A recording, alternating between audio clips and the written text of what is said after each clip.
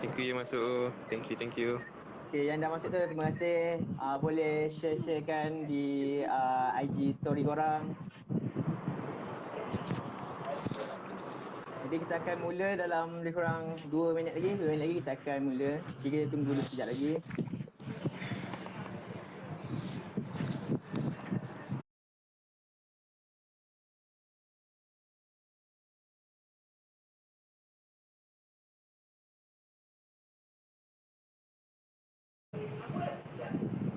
Okay.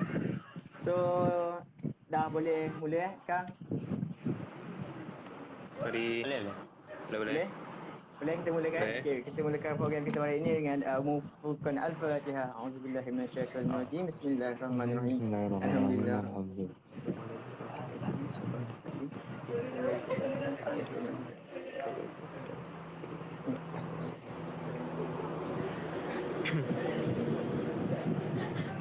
Okey, jadi sebagai pengenalan kepada yang baru masuk, sebagai pengenalan saya Muhammad Al-Arman bin Muhammad Al-Yusuf dan saya bersama dengan empat orang rakan saya, iaitu seorang bernama Muhammad Syamil bin Muhammad Sofi, Muhammad Irfan bin Suhaimi, Ahmad Farid Syukri bin Ahmad Syukri dan seorang lagi Muhammad Aiman Mustaqim bin Mazlan, iaitu kru kita di belakang layar yang mana akan manage kita punya comment section pada hari ini. Jadi straight to the point, straight to the point. Kita tak akan buang masa. Jadi tajuk perkongsian kita pada hari ini ialah overshare dalam media sosial. Okay, first kita nak tahu apa itu media sosial. Okay, takkanlah kita tak tahu kan. Okay, media sosial ni ialah satu medium, iaitu medium untuk kita bersosial secara maya lah kan. Iaitu Instagram, WhatsApp, Telegram, Twitter kan. Itu media sosial. Dan mostly masyarakat sekarang kat Malaysia, kat luar negara sekalipun, dia orang guna media sosial ni kan. Dah tak ada lah nak guna surat-surat. Mungkin benda yang rasmi lah kot, ada guna surat kan. Jadi sekarang ni itu media sosial. Jadi kita dapat tengok macam Instagram dan juga status WhatsApp ada satu section untuk kita berkongsi apa yang kita nak kongsi lah kan, sama ada info ataupun berita-berita yang terkini kan, kita dapat kongsi dalam bentuk gambar, kita kongsi dalam bentuk teks. Jadi saya nak bagi tahu sikit apa itu sebenarnya overshare. Nak tahu tak overshare ni, kalau kita translatekan direct overshare kepada bahasa Melayu, dia akan jadi terlebih kongsi. Jadi kita dapat tahu lah, kita dapat tengok sekarang memanglah ada juga perkongsian sharing yang bagus kan, yang elok, tapi ada juga yang dia terlalu terbuka, dia share banyak benda dengan idea dia dekat sosial media, sampai orang lain pun macam dah tahu ni perangai dia macam mana, dia ni duduk kat mana. Jadi ini satu benda tu bahaya tau, benda tu ialah satu benda yang bahaya. Jadi itulah yang akan kita kongsikan, yang akan kita sampaikan dalam live Instagram live hari ini, iaitu mengenai dengan overshare dalam media sosial. Okey, jadi untuk benda pertama yang mungkin kita akan kongsi ialah benda apa yang selalunya kita share dekat sosial media, yang selalunya kita nampak. Gambar-gambar dengan video biasanya. Gambar kan? Gambar banyak. Too many Macam pictures. Dekat Instagram lah, mostly dekat Instagram lah kita dapat tengok dia orang share gambar-gambar kan. Jadi bila dia share gambar-gambar macam ni, apa korang rasa yang akan jadi lah, benda basic yang akan jadi bila orang share tu, apa akan jadi lah? Kalau kebiasaan kalau gambar macam muka sebenar, memang takut macam kasi target lah. Bukan target macam apa nak kata, mana orang boleh tahu kita lah dalam media sosial, muka kita macam mana. Kalau kita ambil gambar muka kita setiap hari dan kita post banyak dalam IG, Orang dapat tahulah maklumat peribadi kita. Contoh macam gambar family kan, kalau kat IG kan, kalau kita nak post benda yang kaitan dengan kita kan, mungkin kita selfie ke apa ke, ataupun mungkin kita pergi melancong mana-mana dengan family kan, kita ambil gambar lepas tu post dekat IG, Facebook kan. Yep. Oh, just like gambar yang di-share tu mungkin boleh disalahgunakan oleh pihak tak tanggungjawab kan. Yang disalahgunakan. Jadi dia Salah guna ada orang yang gambar boleh tu. mengeksploit kita punya gambar lah kan. Kita banyak sangat share. So dia orang bila That's dia orang dah right. kumpul banyak-banyak gambar kita, dia orang eksploitasikan dalam certain keadaan lah. Jadi tanya apa yang mungkin dieksploit tu. Gambar tu boleh buat apa je?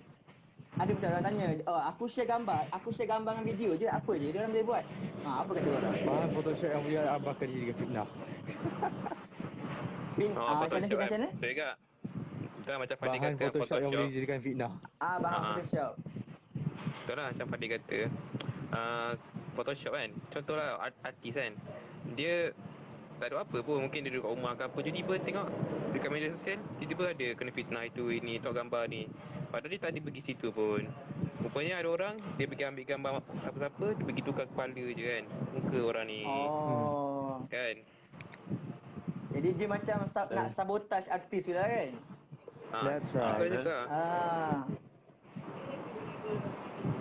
Itu dah dalam satu Photoshop tu kan. Photoshop pun kalau kita tengok sekarang pun selain Photoshop kan, ada satu lagi benda yang agak bahayalah. Selain kalau Photoshop ni gambar je lah kan, mungkin ada yang orang boleh detect kan Photoshop ni. Tapi ada satu benda lagi namanya deepfake. Orang pernah dengar deepfake? Pernah? Aku Sebab dulu sebenarnya ada tak satu faham deepfake meme kan tu. dia. Sebab dulu ada satu Boleh video tak korang tu beritahu kan. apa deepfake bagi korang? Apa maksud deepfake tu bagi korang? Bagi saya lah kan, bagi aku, deepfake ni dia video. Lepas tu video asal tu dia pergi tukarkan dengan muka orang lain. Contoh mungkin dia video tu mungkin gambar mungkin video pasal katalah Faizal Tahir nyanyi kan, tapi letak muka aku. Dia pergi letak muka orang lain lah. Jadi- That one right. Jadi ini yang nampak daripada tadi tu gambar je kan. Gambar pun dah boleh timbulkan fitnah. Ini kalau deepfake ni video terus kan. Video That's terus. right. Video terus. Jadi kalau nak cakap apa yang aku nampak lah, apa yang saya nampak sekarang ni, mungkinlah dulu deepfake ni digunakan macam geng-geng programmer yang betul-betul mahir lah kan, nak buat guna artificial intelligence kan. Dia orang create artificial intelligence untuk buat deepfake, untuk buat satu video deepfake. Lepas tu dia orang crop satu-satu expression muka tu baru dia orang buat. Tapi sekarang kita dapat tengok macam deepfake ni dah sampai ada apps pun. Dah ada sampai application buat deepfake. Walaupun mungkinlah kadang-kadang tu tak nampak macam dia kan. Kadang-kadang tu nampak macam ada Macam ada dia punya editing. nampak dia punya editing sikit tu. Tapi nampak macam benda tu dah dinormalisasikan. Dinormalisasikan. Ya. Jadi makin ramai orang boleh buat kan. Walaupun mungkin tak serial yang betul-betul profesional buat, tapi itu pun dah mungkin dah boleh jadi satu fitnah lah. Ya, walaupun Boleh dengan menimbulkan ada edit mata, kes-kes hidung dengan mulut tu je. Betul. So apa lagi kau rasa yang deepfake ni boleh kesan? Apa lagi kesan deepfake? Fadil ke nak share? Kesan deepfake Pasal Selain fitnah tu satu hal. daripada fitnah yang tadi tu. Kalau fikir pasal bab crime, aku terfikir macam sampai orang overshare tentang status dia orang. Macam kalau katakan Twitter lah, kebiasaan ni kan. Twitter kan kita boleh share apa-apa, even ayat pendek kan. Dia macam takut macam apa, aku pernah dengar kes pasal apa tu, yang seorang perempuan dia overshare, dia kata sampai siap bagi tahu, I'm lonely at home, so and then ada kita berlaku lah kes tu. Tak ada. Dan Dia macam ini macam keselamatan dekat dunia nyata lah kan. Dia macam expose banyak sangat pasal diri dia kan. That's right. Itu bahaya dekat tu. Dia macam benda macam mostly data peribadi lah kan. Mesti data peribadi lah yang di-share dekat sosial media ni. Tapi ramai lagi lah. Memang ramai lah yang tak cakna lah dengan benda ni. Dia orang tak aware. tak cakna dengan benda. Jadi balik kepada deepfake tadi. Saya tadi baru macam teringat lah. Saya dah ada teringat satu pasal deepfake ni. Sebenarnya ada tau. Kalau korang pernah dengar macam satu benda yang diberi nama sebagai selain daripada yang kita beritahu tadi kan, yang dia fitnah, dia tukar muka kan, macam muka orang ni, kalau macam orang-orang biasa macam kita kan, contoh video Irfan tapi letak muka Fadil. Itu memanglah itu memang kita akan nampak benda tu macam lawak lah kan, sebab itu sama-sama kita je kan. Tapi apa akan jadi kalau deepfake tu dibuat oleh orang yang betul-betul profesional kepada orang-orang yang penting, macam Presiden Korea Utara Kim Jong Un ataupun bekas Presiden US Barack Obama. Apa yang akan jadi kalau mereka tu yang di deepfake kan? Oh my god, FBI gonna search for me. Dia kalau tak sampai tahap gitu kan. Tak payah Ifan. Kalau jadi maybe kalau yang profesional ni kerja dia clean and smooth, so orang tak dapat bezakan antara yang sebenar sama ada presiden tu sendiri yang bercakap ataupun diedit menggunakan deepfake. Jadi kemungkinan akan berlakunya peperangan sebab US adalah satu negara yang besar, Korea Utara pun satu negara yang besar, dan maybe kalau berlaku dekat mana-mana presiden pun maybe ada negara yang tak akan berpuas hati. So, daripada yang kita nampak, daripada orang awam yang nampak sekarang ni, deepfake ni macam hanya satu gurauan. Tapi kalau digunakan pada tempat yang tertentu, tempat yang memang yang utama atau yang besar lah kan, salah guna dekat orang yang betul-betul orang tertentu, memang akan bawa impak yang besar lah, sampai akan berlaku perang kan. Dia digunakan tu, dia exploitkan tu sebagai satu senjata kan, buat orang merosakkan negara orang pula. Pak kata ada satu kata-kata lah, macam pernah saya dengar kata-kata dulu, saya lupa, cikgu saya dulu ada bagi tahu yang sekarang ni media sosial ni ataupun media secara general akan jadi satu senjata. Media sekarang dah boleh jadi satu senjata sebab semua orang sekarang ni menghadapkan media. Kita menghadapkan maklumat daripada phone, daripada TV kan. Jadi kalau sesiapa yang dah berjaya eksploitasikan media, menggunakan media, dia dah kawal media, maka benda itu akan jadi satu senjata untuk dia. Itulah kata-kata cikgu saya dulu.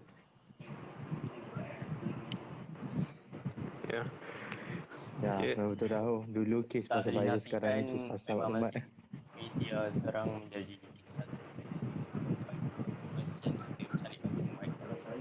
satu dunia. So maybe boleh dijadikan satu senjata sebagai fitnah kepada, kalau kes tu besar, mungkin fitnah kepada negara-negara lain. Betul. Peperangan boleh menyebabkan peperangan lah. Fitnah ini dan sebagainya.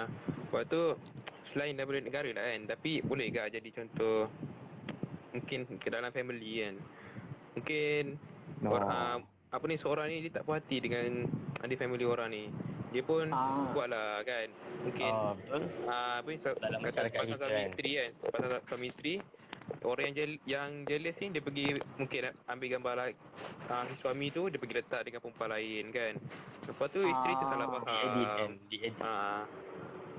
mungkin selain daripada itu dia boleh efek dekat family pula ke kan. Kat dalam masyarakat itu dalam masyarakat kita lah kan, dalam komuniti kita boleh juga berlaku benda macam tu. Dan selain daripada macam tu, itulah dia propaganda.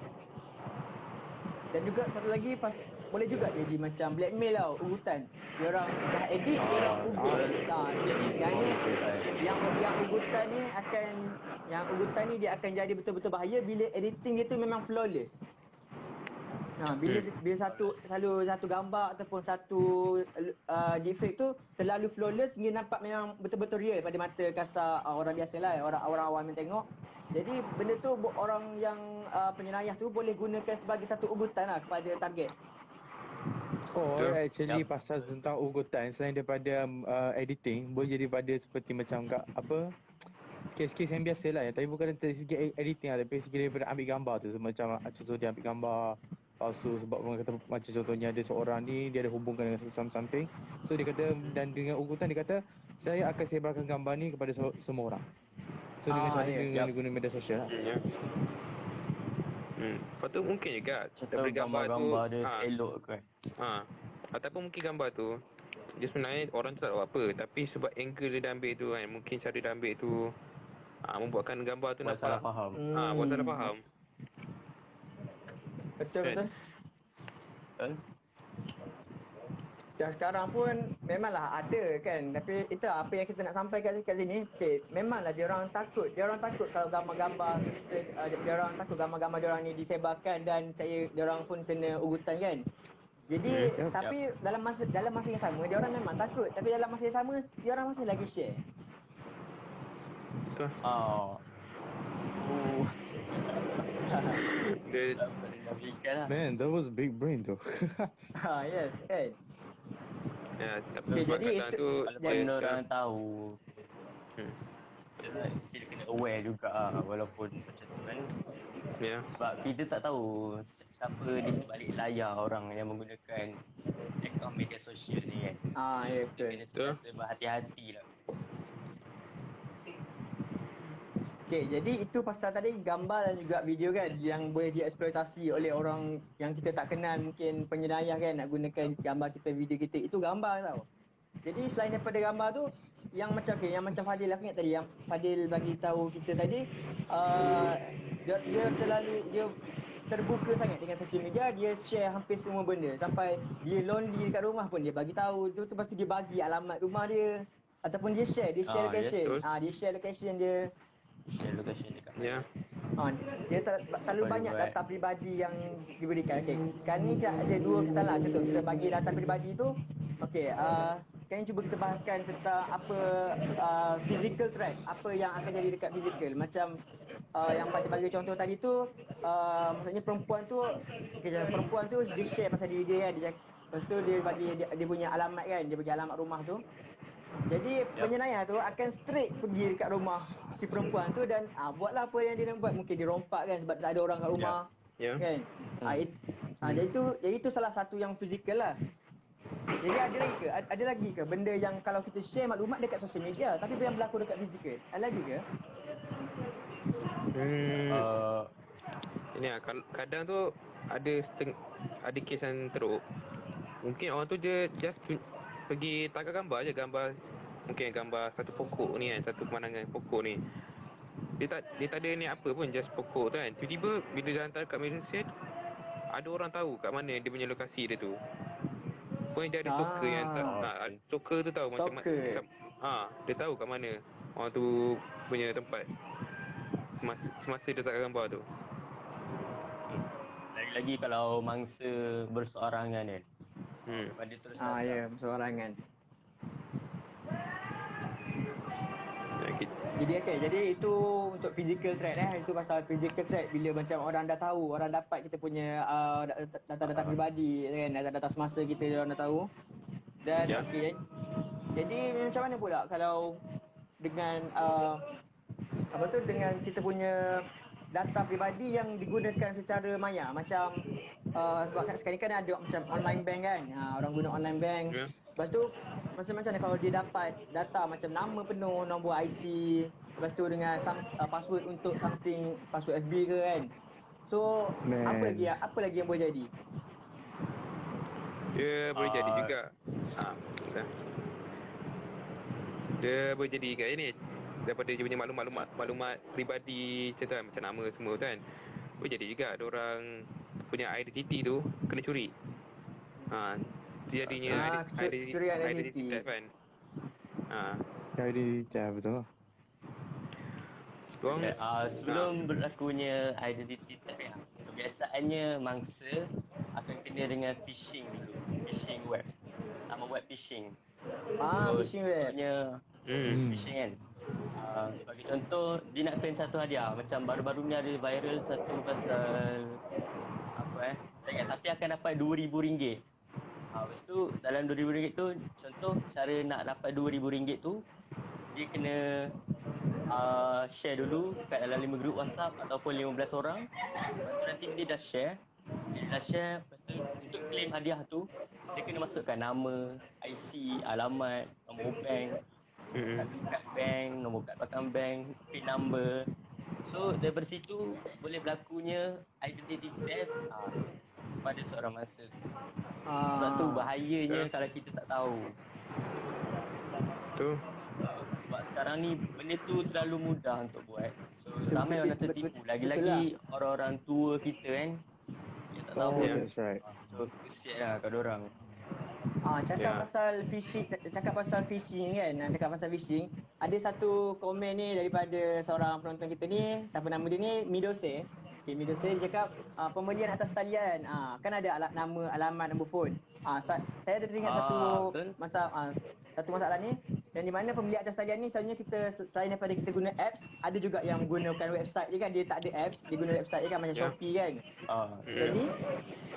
Jadi phishing ni selain daripada yang macam Irfan explain tadi tu, dia satu lagi tu macam website yang palsu kan. Lagi-lagi macam tadi tu mungkin mak ayah kita, mungkin datuk nenek yang nak gunakan Shopee punya website kan. Dia orang tekan je Shopee, dia main tekan je. Maksudnya dia orang tak check dulu website tu betul ataupun tak. That's right. Cara paling tepat untuk check website tu lah kita tengok daripada link dia. Ada nama dia sebab kita tahu domain yang didaftar adalah Shopee, bukannya macam Shopee ataupun dia 3E atau satu like that. Mana tulisan dia tu dah terlalu. Kita kena tengok betul-betul sebab yang buat fake website ni dia betul-betul detail. Dia punya user interface tu sebiji macam yang asal. Jadi mungkin untuk orang yang careless ataupun yang pakcik-pakcik yang nak guna pun mungkin tak perasan. Diorang masukkan diorang punya number band, diorang masukkan password. Jadi dari situ yang pemilik kepada fake website tu dah dapat dah semua data-data pelanggan. Biasanya kita dengar main bank account lah yang kena berlaku ni. Dulu rasanya bank lah, tapi sekarang ni dah lebih daripada sekadar bank saja. Ya. Dulu pun antara bank yang terbesar yang terkena Maybank lah. Dulu aplikasi Maybank 7 pernah kena. Lepas tu ramai pengguna yang ada ingat. Dia nak pergi buat transaksi kan. Tapi bila buat tu tengok duit tak ada. Duit tiba-tiba hilang semua daripada dalam akaun dia. Hilang terus. Hilang semua. Kesian kalau kena macam tu, tak boleh nak buat terus. Itulah. Ya. Itu daripada phishing kan. Okey, selain daripada phishing ada cara lain ke? Macam penjenayah ni akan curi punya data selain daripada gunakan phishing. Trojan horse. Bukan. Trojan horse lain. Kan? Ya, Trojan horse dia kira tak? Ke salah? Dia boleh daripada spam. Spam ni kak? Spam ya. Mungkin dia spam dekat mesej ke kan. Mungkin dekat WhatsApp tiba-tiba kan dapat nombor yang tak kenal, tengok dia bagi mesej spam ni. Kata macam main kasino ke apa gitu kan. Kita tak main kasino kan, tiba-tiba dapat itu. Betul. Tak, kalau macam yang kita yang tahu ni tak apalah. Lagipun ada yang main-main dengan scammer tu. Betul. Yang kalau kita ni yang kita ni tak apa. Yang kita takut yang generasi yang lama sikit, yang mak ayah kita kan, pakcik-pakcik itu yang guna. Itu yang kita risau. Jadi kita kena ingatkanlah yang ada lagi mak ayah kat rumah tu yang ada tinggal dengan atuk nenek yang main phone lagi ke. So bolehlah bagi tahu. Inform dekat dia orang, bahayanya benda ni. Walaupun nampak macam simple lah. Memanglah hanya dekat media sosial, tapi sekarang ni hampir semua benda semua benda kita buat dekat media sosial. So kena hati-hati bagi tahu dekat family, kena hati-hati. Supaya hati-hati, lebih hati-hati. Jadi ada satu teknik. Ada lagi tak, sebelum kita pergi kat topik sebenarnya, so kita pergi kat topik seterusnya, ada lagi ke yang nak beritahu mungkin tentang deepfake tadi ke ataupun yang phishing tadi? Rasa kita dah ulas cukup pelbagai benda dah. Saya mungkin nak cakap sikit. Kan ada satu teknik scammer ni yang gunakan telefon. Kan diorang dah ada kita punya data peribadi kan. So nama IC alamat kan. So diorang akan sebut dalam call tu untuk buat mangsa tu percaya. Ah. Kalau dah. call tu dia betul. Biasanya kes mahkamah, dia akan call kes mahkamah pasal. So, dia akan beritahu supaya mangsa bayar duit dulu, nanti dia akan tolong. So biasanya jadi macam tu lah. Sebab tu orang-orang tua ni selalu jadi sebab tahu kita punya IC, nama, alamat, biasanya macam tu. Ya. Lepas tu Biasanya diorang macam risau. tu lah. Diorang risau sebab bila dengar macam contoh kena saman ke kan. Sebab diorang tak tahu kan. Diorang panik. Apa panggil panik kan? Dia panik kan?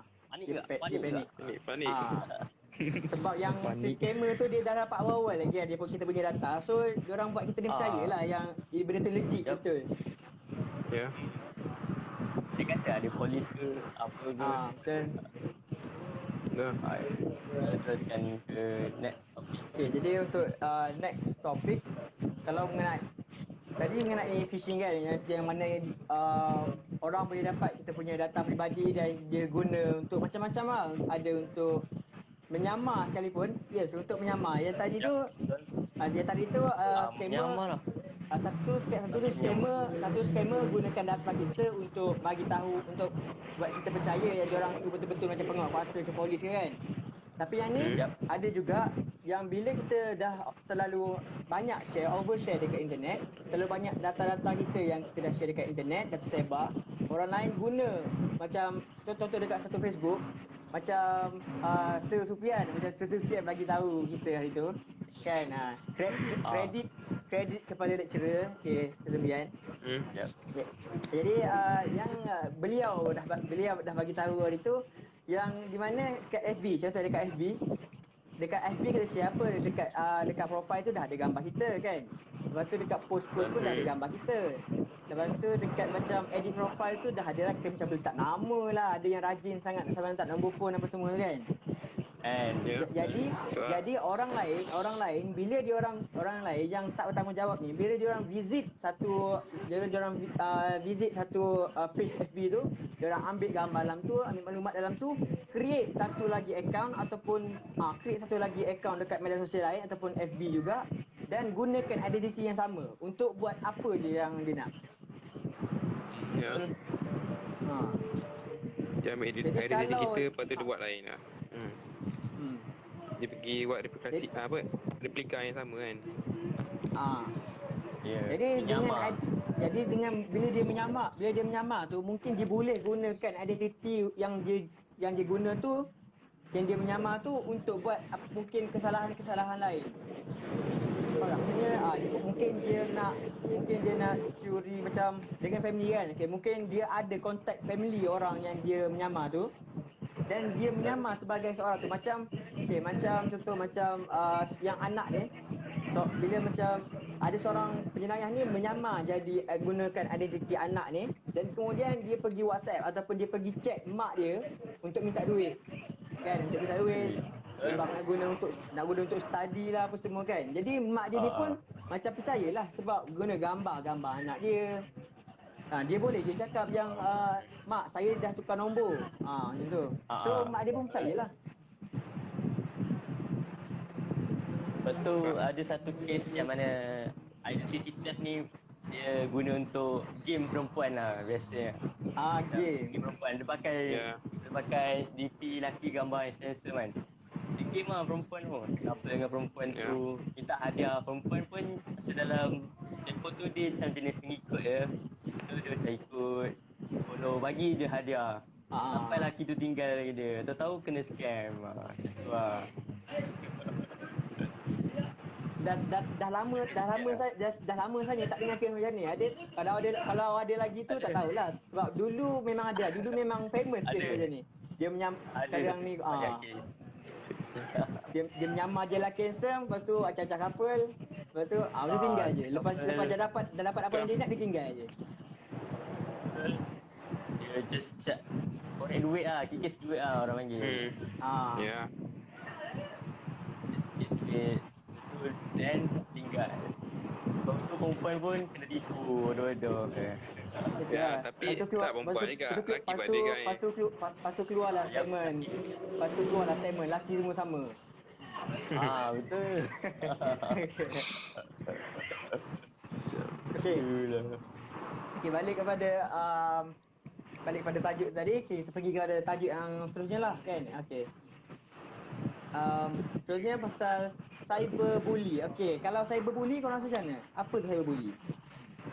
Cyberbully ni kita bully mental victim yang lemah. Macam kita memang bully kan. Memang dia bully tapi secara digital.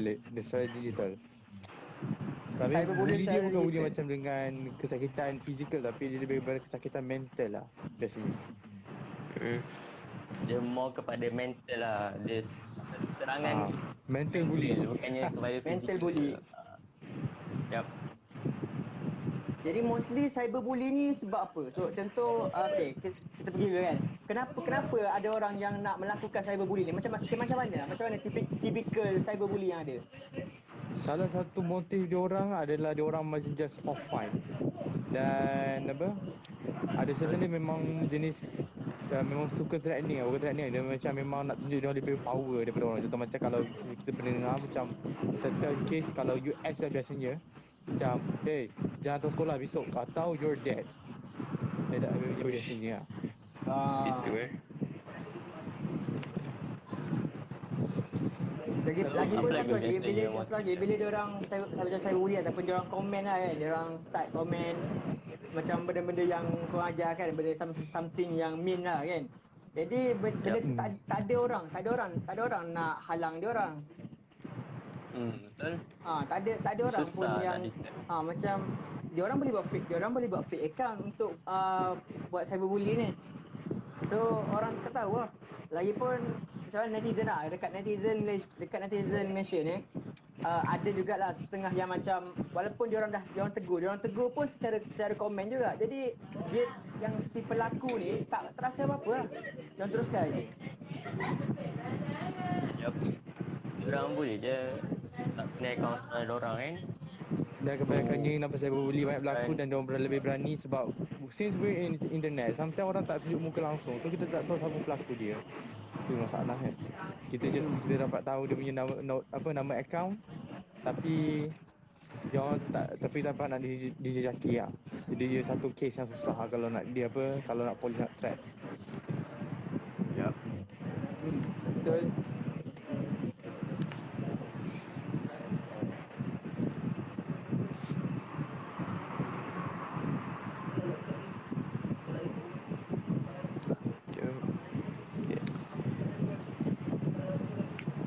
Jadi cyberbully kan, selain daripada yang selalu kita dengar lah kan, yang cyberbully ni sebab mostly body shaming lah kan. Sekarang ni orang tak boleh nak body shaming, orang tak boleh susah nak body shaming depan-depan lah. Mungkin sekarang dulu ada lah kan dekat sekolah, orang body shaming ada dekat sekolah kan. Tapi sekarang ni dah semua benda maya kan. Jadi dia orang body shaming dekat sosial media. Ya, dia bila kat sosial media, dia orang lagi berani lah.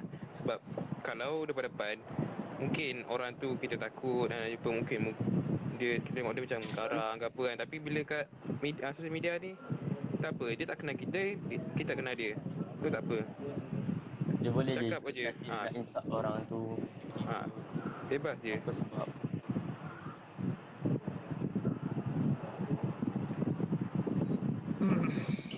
Jadi untuk cyberbully, jadi satu. Dekat cyberbully yang ni mungkin agak macam mungkin ada orang yang macam pertikaikan lah sebab satu, kalau cyberbully secara fizikal kita jumpa kan cyberbully, orang tu si pelaku ni kalau nampak je seorang tu macam nampak seorang ni gemuk sikit kan, nampak orang sini gemuk sikit, dia jalan tepi dia terus dia kau ni gemuk kan, tak payah duduk sini lah contoh macam tu kan. Tapi itu bukan itu ada orang kata itu memang bukan salah si yang kena dia lah, bukan salah mangsa lah, sebab dia tak boleh buat apa lah, itu memang diri dia kan. Jadi itu memang kita bercakap 100% salah pelaku kan. Tapi dekat sosial media ada yang kata macam ni, kalaulah dia tu tak post pun gambar pasal dia, tak ada pun orang nak bully shaming dia. Jadi macam mana?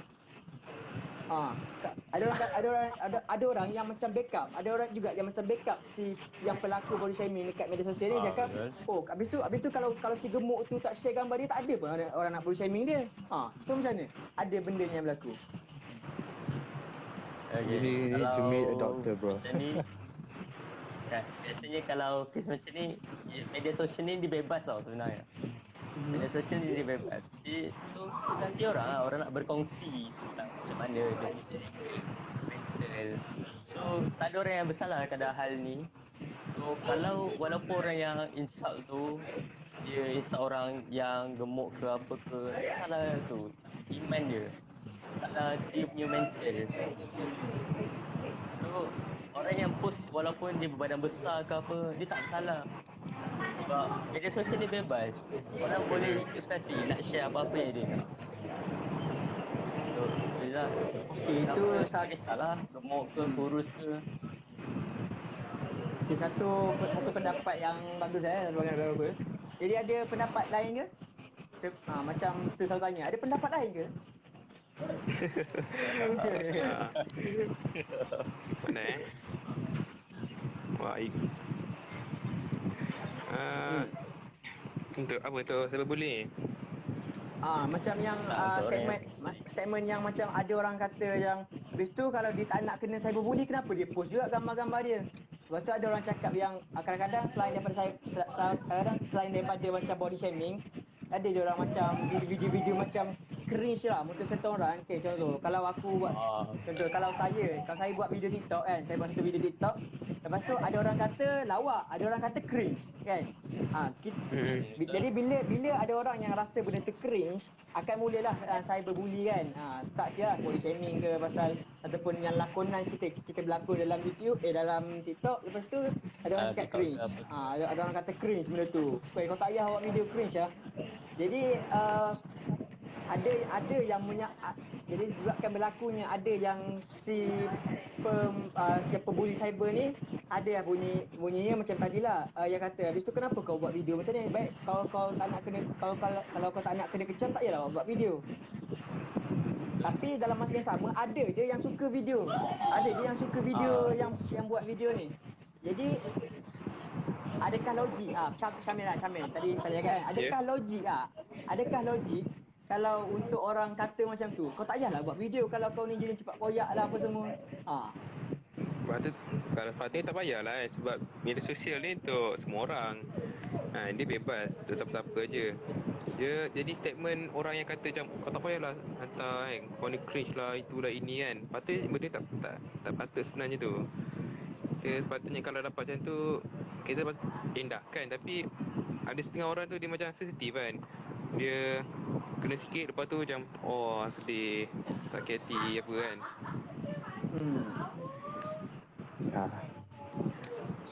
Sebab kita nak halang pun susah juga sebab kita tak jumpa orang tu depan-depan.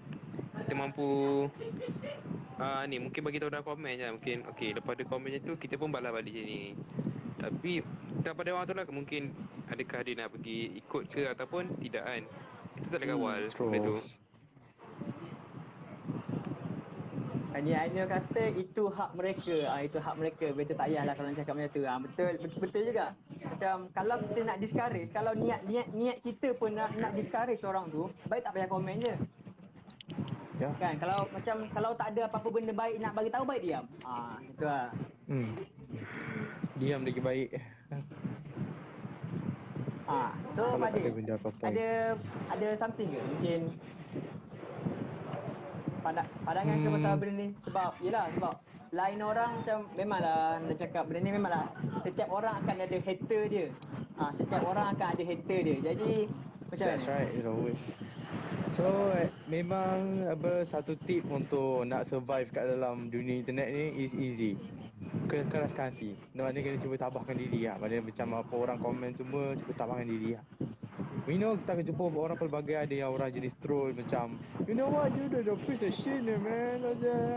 Tapi they're just nothing. Diorang just nak menyakitkan hati sebab diorang dengan mimicking yang hati orang tu lah, diorang macam puas hati lah, nak lepaskan everything dari internet. Kita tak tahu hidup dengan dia like that lah. So cyberbully sometimes pernah berjadi lebih besar daripada hanya sekadar komen ni lah, sometimes lah. Macam contoh yang pernah kata tu lah. Kita boleh tahu yang pembuli ni ada kaitan dengan sekolah, like that lah. Dia masalah tu kalau cyberbully kan. Tapi kalau macam yang jenis yang macam troll ke apa yang lain semua tu macam, you know what, just ignore it. Itu apa yang aku fikir lah.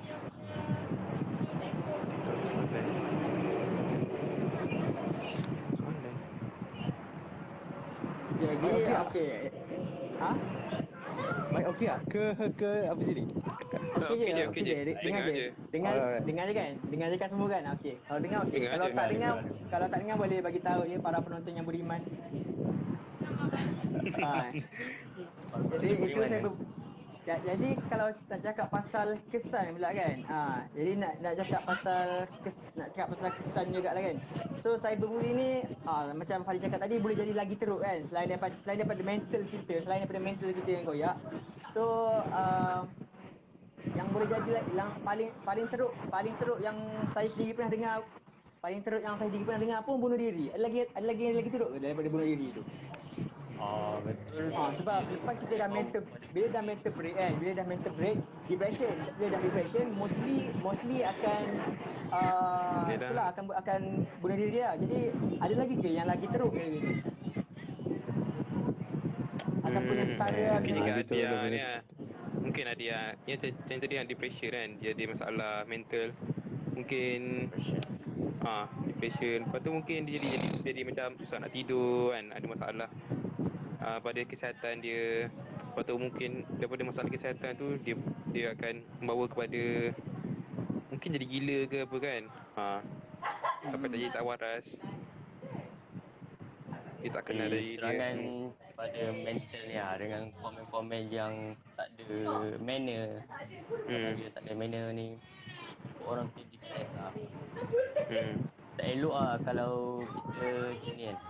So kalau dari segi agama macam ni, kita cakap tu, setiap perkataan yang kita cakap tu kita bertanggungjawab satu benda tu. So bila kita insult orang, kalau benda sebenar pun, fizikal pun, kita tak boleh nak ikut suka hati kita nak insult orang. So satu perbuatan tu jadi dosa. So setiap walaupun tulisan kita buat tu, satu tanggungjawab kita untuk kita tulis benda yang baik-baik. So kalau kita tulis benda yang baik, mendapat pahala. Kalau kita benda yang buruk, jatuh ke orang, boleh membawa dosa. So fikirkanlah sendiri. Dah besar kan.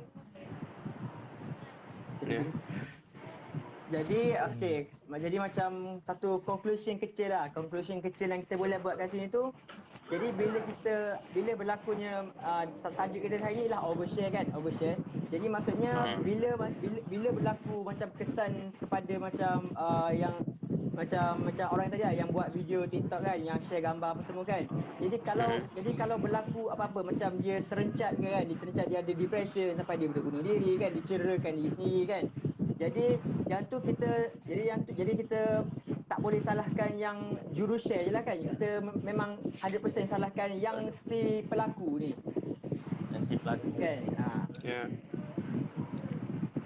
Tapi still walaupun kita boleh katakan yang kita boleh kena salahkan 100% kepada si pelaku ni yang buat cyberbully ni, yang body shaming dekat media sosial ni. Tapi yang share pun kita kena macam beringatlah kan. Kita ni belum macam kita yang ada kat sini ni, kita semua macam pernah share gambar kita semua kan. Maksudnya kita belum kena lagi tau. Kita belum kena lagi tahap untuk depression tu. Jadi macam peringatan walaupun yang dipersalahkan ialah si pelaku, tapi kita pun kena ingatlah, kita kena remind ourselves jangan terlalu banyak share pasal diri kita. Terutamanya macam gambar lah. Sebab benda tu akan effect kita punya mental dan fizikal. Contoh sebab mungkin ada satu keadaan lah, yang mana kita share video kita share gambar kita kan, yang mana kita rasa kita nak share, kita nak berkongsi dan ada orang yang suka kan. Lepas tu disebabkan ada seorang ni memang setiap kali ada seorang ni post, dia wajib bash, dia wajib kecam orang tu. Jadi apa yang jadi kalau kita rasa macam kita tak mampu nak tahan daripada depression, macam kita macam mudah terasa kan. Kita pun dah selalu macam rasa depressed sebabkan komen seorang tu memang setiap kali lah, walaupun kita macam kita dah tak hiraukan dia kan, kita mute dia, kita dah block dia, tapi dia orang tetap spam dia orang punya kecaman tu. Dia orang memang persistent lah dan nak kecaman tu. Kalaulah one day kita nampak walaupun kalau kita nampak macam yang dia ni memang tak akan berhenti kan, dia memang tak akan berhenti, kalau boleh cuba stop share benda tu.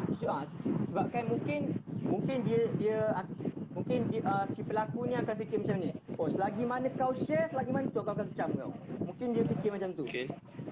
Jadi kalau kita dah perasan kalau kita macam dah perasan yang kalau macam setiap kali kita post mesti ada dia ni seorang. Maksudnya dia bukan datang kadang-kadang, dia datang macam setiap hari. Macam kita post dia akan datang je selalu. Setiap kali post. Jadi salah satu cara untuk macam nak elakkan daripada depression, sebab kalau dia datang kadang-kadang mungkin kita boleh handle kan. Kita boleh handle, kita mungkin tak apa dia datang kadang-kadang je. InsyaAllah aku boleh tahan daripada dia macam kecaman ni. Tapi kalau kita dah perasan yang dia datang macam hari-hari, dia macam dah kecam kita dekat video-video kita, dekat gambar-gambar kita. Jadi nasihat yang saya nak berikan ialah cuba sehari ataupun dua cuba stop post gambar ataupun video. Sebab mungkin bila sebab ini atas mungkin ini kepuasan dia. Setiap kali dia nampak kita post video, dia rasa puas untuk dia kecam setiap gambar tu. Jadi cuba dia had life. Betul lah. Yeah. Sebab kalau sebab selalu kita dengar macam ceramah motivasi kat sekolah-sekolah dulu, dia cakap kalau si pembuli, kalau kita hiraukan, kalau kita endahkan, kita tak hiraukan si pembuli ni, dia orang pun rasa macam dah tak seronok kan, dia tak nampak kita punya reaction kan. Dia tak nampak kita punya. Jadi kalau sekarang itu masa sekolah dulu, masa buli-buli dekat betul-betul fizikal. Jadi sekarang cuba kalau kita dah cuba tak endahkan, tapi dia tetap buat, jadi kita buat benda yang menyebabkan dia tak boleh nak komen dah. Jadi kita cuba sehari dua ke 3-4 hari kita rehat untuk tak post video, untuk tak post gambar, supaya dia dah tak ada modal untuk dia orang kecam. Dia orang dah tak ada sampai lah dia orang tak ada modal nak kecam. Itu je lah nasihat. Yeah. Tapi kalau rasa macam mampulah macam nak macam nak handle hater harian macam kalau mampu nak handle hater yang hari-hari datang tu, so teruskan kalau mampu. Tapi ini nasihat kepada yang mungkin tak mampu. Betul. Jadi kita hentikan medium untuk dia komen tu. Ifan? That's right. Lepas tu satu lagi cadangan daripada komen kita, Anis, dia kata boleh block dia. Block hater. Ya. Ni daripada ni kau boleh report account tu. Report account. Report account boleh kata report bukti sekali. Report. Sebab pun kalau dah banyak kali sangat jadi. Sebab ini dah kira macam ini kalau dah sampai siap hari kan. Kalau sampai siap hari betul kita macam boleh kata macam invasion of privacy lah. Macam tak ada privacy. Hari-hari dia datang. Hari-hari datang nak kecam. Macam tak ada kerja hari kan. Siapa tak semak kan? Itulah.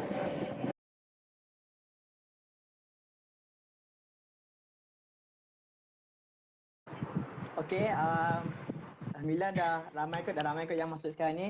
Jadi sebelum kita sambung yang tadi tu, saya sekali lagi minta maaf banyak-banyak daripada pihak kami kan. Ada sedikit masalah teknikal. Ada sedikit masalah teknikal. Jadi macam biasalah kan, media sosial banyak kekurangannya, lagi-lagi Instagram kan. Instagram banyak juga flaw dalam Instagram ni kan. Ataupun mungkin tadi tu macam saya katakan tadi, mungkin kami telah pun disabotaj oleh pihak Instagram. Kerana tengoklah, kami cuba sampaikan benda yang betul, tapi malangnya ada haters dari pihak Instagram yang telah pun mensabotaj live kami. Jadi kami minta maaf dari pihak Instagram. Okey, jadi tadi di mana tadi kita berhenti kat mana ya? Checking Pasal cyberbully ni. Cyberbully kan. Tapi tadi dah habis kan, kita dah habis dah kan. Cuma tadi tu conclusionnya kan. Conclusion pasal kalau masalah mental tadi. Betul, masalah mental tu. Carilah Tuhan. Carilah Tuhan. Okey, jadi seterusnya kita pergi dekat masalah yang global sikit. Masalah media sosial yang global sikit. Jadi Ya, tapi kan, ya Arman, tapi kan sebelum masuk ke ni masalah global ni, kan kalau kita ni kan pergi layar internet kan, kan ada macam akses tu VPN kan. Orang kata VPN ni selamat kan. VPN. Kan boleh tukar kita punya IP address. Bagi berapa orang kan, VPN ni betul-betul sama ke? Kalau VPN yang biasa kita dengar macam seperti NordVPN dengan yang VPN security yang biasa kita dengar, insya-Allah selamat Sebab dia orang memang cuba secure dengan IP address. Kalau kita tukar IP address pada negara lain, at least hacker macam susah agak nak masuk lah. Itu apa yang orang based on dia orang punya review dan experience lah. Tapi biasa kau fikir pasal VM, aku fikir biasanya memang orang biasa pakai untuk Netflix lah. Untuk Netflix. Sistem ni memang pelik-pelik lah. Nak tukar negara kan. Ya. Jadi bagi pendapat aku sendiri lah, pendapat saya sendiri, kalau macam VPN, kalau kita ada dua. Kalau kita satu kita guna VPN, satu tak guna VPN. Satu kalau kita tak guna VPN, kita boleh cakap yang data kita dah disebar meluas ataupun orang lain boleh je masuk sebab kita tak guna VPN kan. Jadi orang dapat tahu kita punya IP address, orang dapat tahu location kita. Jadi kita boleh cakap yang kalau tak guna VPN pun dah tak selamat. Tapi kalau kita guna VPN mungkin kita selamat daripada orang-orang luar yang nak cuba reach kita punya device kan. Mungkin kita selamat daripada orang-orang luar. Tapi macam mana kalau yang mungkin kita tak selamat ialah daripada orang dalam VPN tu sendiri. Mungkin orang yang buat VPN tu mungkin kita selamat daripada orang luar, tapi macam mana kalau orang yang buat VPN tu gunakan data kita. Itu yang mungkin yang agak ragu-ragu sikitlah untuk kita gunakan VPN.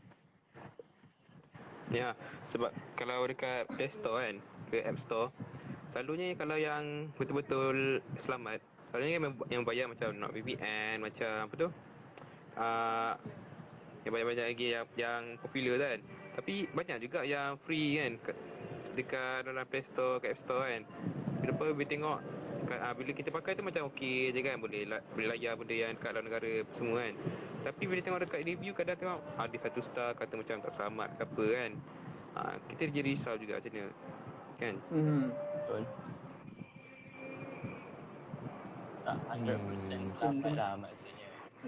Ya. Data kita tu masih boleh terdedah kepada orang lain ataupun kepada orang dalam. Ya.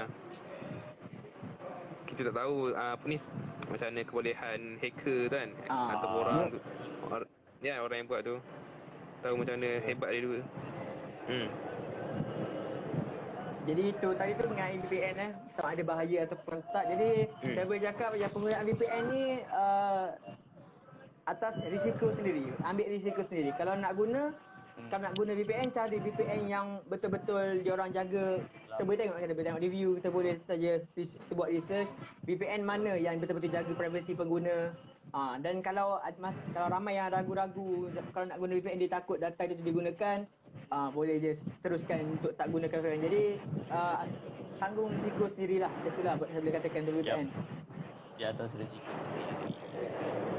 Jadi sebenarnya kita pergi kepada tajuk yang agak besar, tapi kita ulaskan sikit saja sebab kita pun macam mungkin tak tahu banyak kan tentang mengenai global punya problem dalam media sosial. Jadi apa kata korang dengan pasal data mining?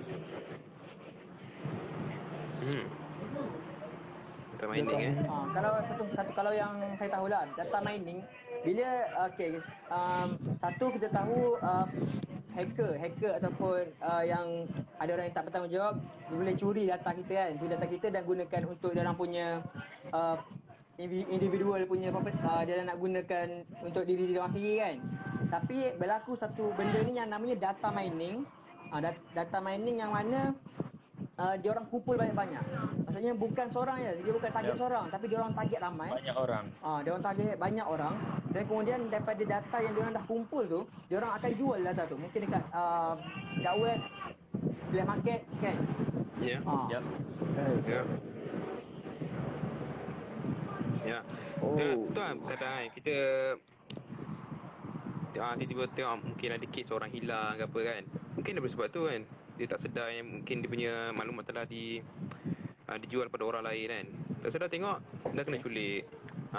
Mungkin diculik tu sebab jadi macam buruh ke kan. Pemerdagangan manusia kan. Mungkin dia ambil organ ke apa kan. Jadi masalah serius gitu kan.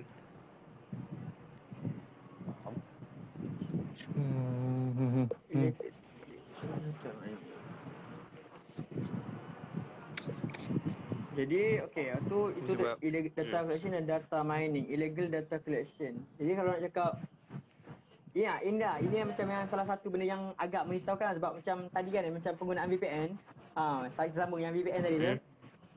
Yang mana inilah yang mungkin yang ditakutkan oleh orang yang bila nak guna VPN. Dia orang takut yang orang yang buat VPN tu, programmer VPN tu lakukan data mining ataupun dia orang curi data secara banyak daripada pengguna.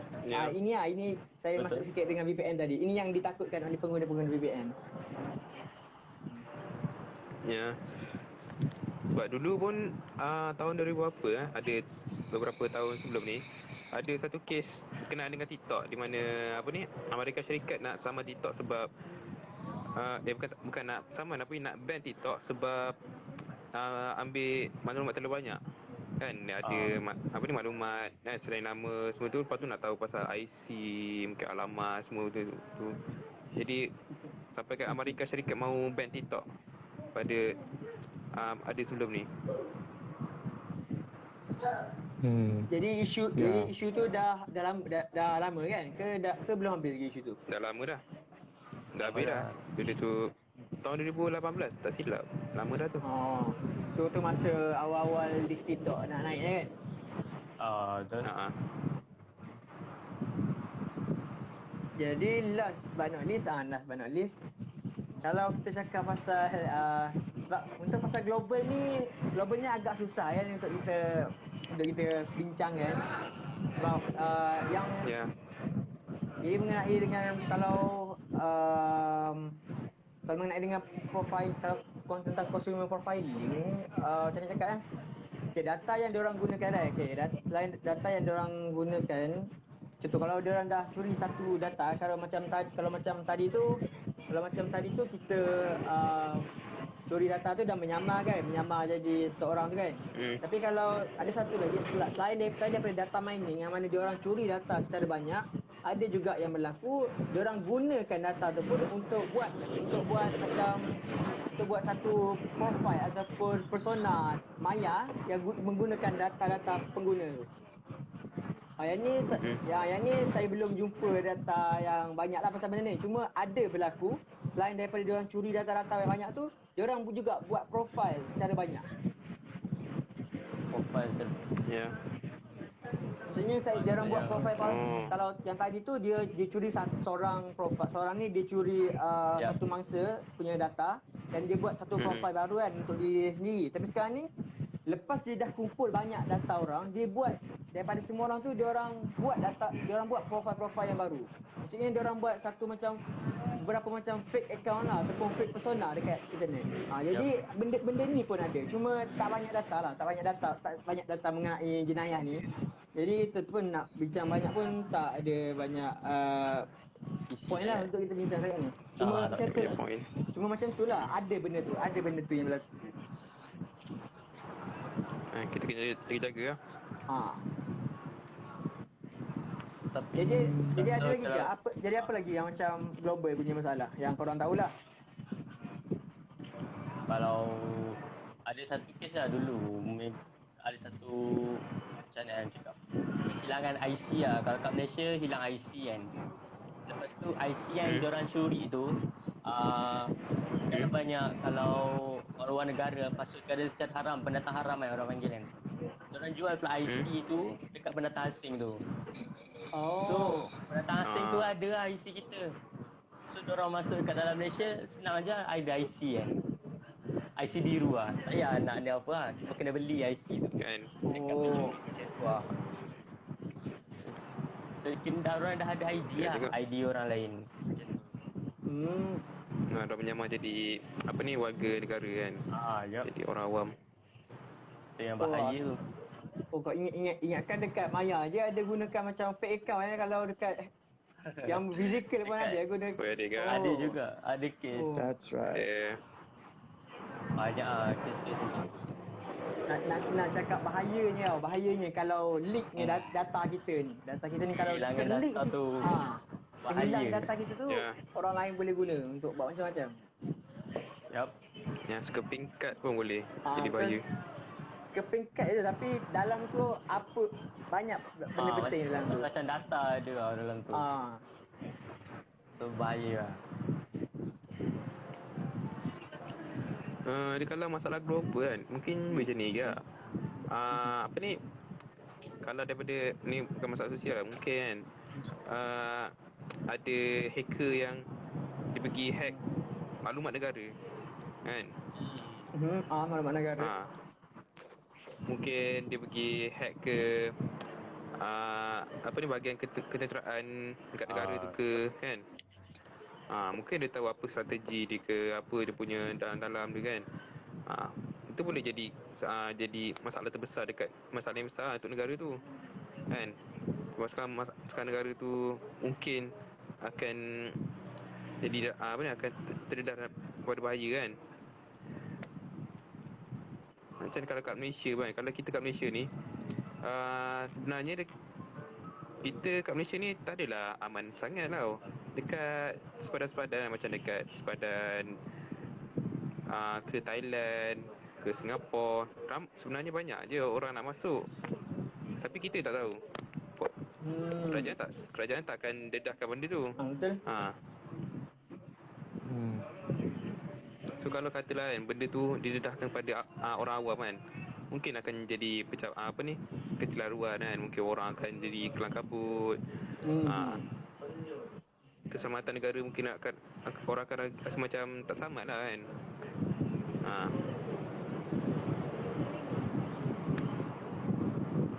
Jadi itu salah satu lagi kan. Itu salah satu lagi yang masalah mengenai leak data leak atau bila kita macam data penting data kita. Salah satu lah kes yang mengenai dengan data kita lah.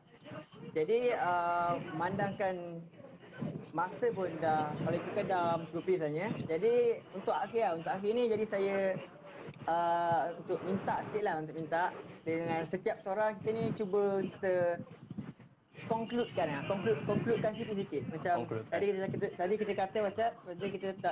kita bincangkan tentang share video dan juga gambar, dan juga data, kemudian data peribadi, kemudian ada tentang cyberbullying kan. Jadi boleh ada seorang untuk concludekan, pendek je, concludekan semua sekali tentang tadi tu. Ataupun kita ambil sikit seorang ke.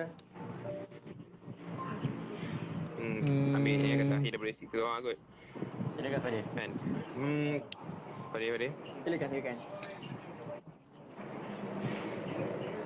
Conclusion dia, Mel, filter jangan berat-berat. biasakan diri untuk kurangkan share benda peribadi. Dan sebolehnya cuba ada alternate account lah. Alternate account ataupun alter ego. Macam idea lah. Mana kita menjadi orang lain di account lain. Supaya macam orang tak dapat nak cakap kita lah. Jadi kita pun tak tunjuk ke siapa diri kita lah. Idea. One of the thing is Jadi biasa sampai yang kita tengok memang gitu. Biasa kita tengok memang orang-orang yang memang guna nama sebenar tu ya benda yang jadi benda yang berisiko tu. Kebiasaannya kalau dari segi media sosial lah. Itu pesanan. Ya. Tak. Kalau bagi aku punya konklusi lebih kurang jugalah, kalau kita dekat dalam media sosial ni, kita tak patut pergi letakkan maklumat yang penting lah. Contoh macam nama sebenar kita, nombor yang berkaitan dengan maklumat benda peribadi kan, macam IC kan, yang ataupun bank. Lepas tu kita jangan letak benda tu dekat internet. Sebolehnya mungkin kita letak username kita tu mungkin nama karakter, mungkin lah kita boleh letak daripada nama karakter yang kita suka kan, daripada cerita-cerita apa ke. That's Dan right. guna benda nama yang sebenar. Itulah sebab Jadi Irfan Ada- ada nak dikonklusikan. Konklusi saya ialah jangan overshare. Nanti jadi macam apa yang kami bincangkan sebelum ni. Jangan overshare. Poin yang penting Jangan tadi overshare. nama tajuk Jangan perkongsian overshare. tadi. Jadi saya jangan overshare. jangan overshare itu je. Jadi untuk Jangan okeylah, overshare. okey. Jadi untuk tak kira macam satu info ataupun satu nasihat tak kira okey. Tajuk kami yang kami dah sampai hari ni pun dah overshare dalam media sosial. Yup. Jadi kalau lepas-lepas ni tu, kalau yang menonton sekarang ni lah, yang menonton sekarang ni boleh ingatkan family juga, ingatkan adik-adik, ingatkan kakak-kakak, ingatkan abang-abang, ingatkan mak ayah, ingatkan atuk nenek yang mana lagi main media sosial tu. Macam bila nak share tu hati-hati. Nak share boleh tapi jangan overshare. Itu dia point yang ini. Yup. Sebab kata Ifah tadi jangan overshare, itu je. Yup. Jangan overshare. Jadi rasanya itu saja kot. Jadi harap yang tengok tadi harap yang tengok dalam live yang kedua ni dan yang pertama tadi tu dapat faham lah, dapat ambil apa yang kita orang dah kongsi dan juga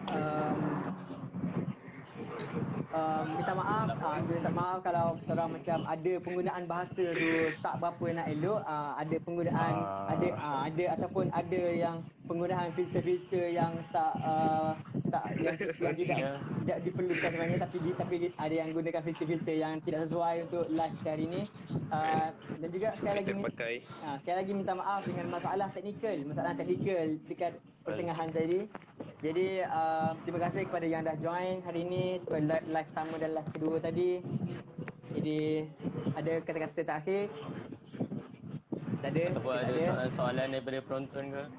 Kalau ada soalan ke Itu masalah baru join. Boleh tanya. Kan, boleh tanya.